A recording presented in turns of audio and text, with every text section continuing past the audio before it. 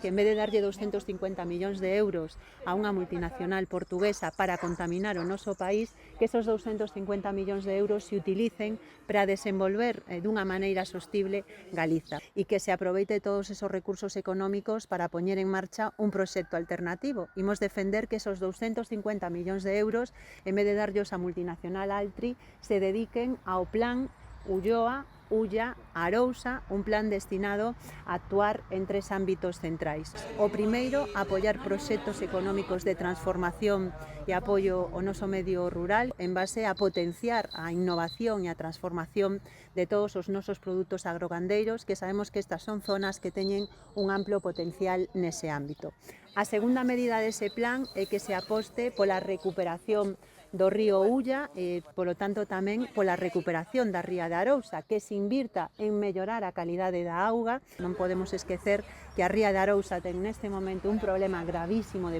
productividade, que unha das causas é precisamente a contaminación e que non se está conservando ben a calidade da auga deste río. E a terceira parte deste plan que propoñemos desde o BNG ten que ver con que se aposte por un novo modelo no ámbito forestal, onde non só se faga primeira transformación da madeira, sino que vayamos a unha segunda e terceira transformación, aproveitando para desenvolver un modelo forestal, que sexa un modelo forestal sostible, cun monte multifuncional, e donde a clave sexa que haxa unha maior transformación da madeira no noso país.